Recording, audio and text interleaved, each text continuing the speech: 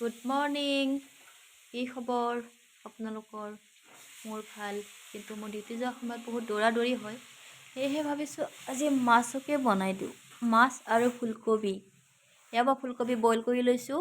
এয়া পিঁয়াজ জলকীয়া কাটি লৈছোঁ। মাছটো ভাজা অলৰেডি হৈ গৈছে। এতিয়া মই নমাই দিম। নমাই দিয়াৰ পিছত সেইখিনি তলতে মই দি দিম অলপমান পাঁচফোৰণ মানে মিঠি গুটি মোৰ। তাৰপিছত দি দিম মই কাটি লোৱা পিঁয়াজ জলকীয়া। অলপ লৰাই দিলোঁ। মইতো এনেকৈয়ে বনাওঁ, কিন্তু ইফালে ভাতো বনাব লাগে, ইফালে মই ৰেডিও হ'ব লাগে যাবৰ কাৰণে। তাৰপিছত দি দিম এতিয়া মই কাটি লোৱা বিলাহী, ফুলকবি, আলু আৰু মাছৰ লগত বনাই চাব।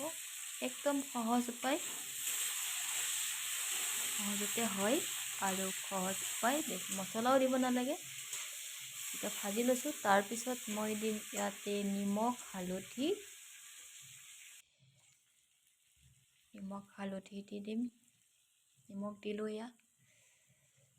তাৰপিছত দি দিম মই এয়া হালধি যদি নিদিওঁ আঞ্জাখন কেনেকুৱা লাগিব কওকচোন বাৰু।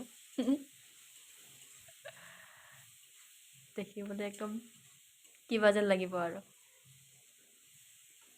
আৰু তাৰপিছতে দি দিম মই অকণমান জিৰা গুড়ি। মোৰ জিৰা গুড়িটো ফেভৰেট হয়। মই সকলোতে জিৰা গুড়ি ব্যৱহাৰ কৰোঁ।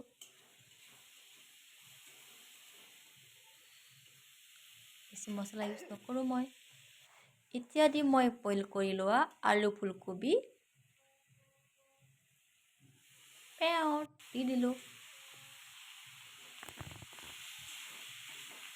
গাইছ, মই বনাব পাৰোঁ নে নোৱাৰোঁ ক'বচোন বাৰু। এনেকৈ বনাই নে নবনায়, কিন্তু মোৰ কাৰণে এইটোৱে সহজ বুলি ভাবোঁ। ইয়াতকৈ যদি কিবা কৰি বনাব পাৰি মোক ক'বচোন বাৰু। কেনেকৈনো বনাম আৰু, এনেকৈয়ে বনাম আৰু। লগতে ঢালি দিলোঁ পানী আৰু। তাৰপিছত দিলোঁ মাছখিনি, ভাজি লোৱা মাছখিনি দিলোঁ। এতিয়া মই উতলিব দি পেলাই মই সিফালে ওলাই থাকিমগৈ ডিউটি যাবৰ কাৰণে। ৰেডি হ'ম মানে। কিমান যে যন্ত্ৰণা। ৰাতিপুৱা উঠিব, কাম কৰিব, ভাত বনাব, ডিউটি যাব।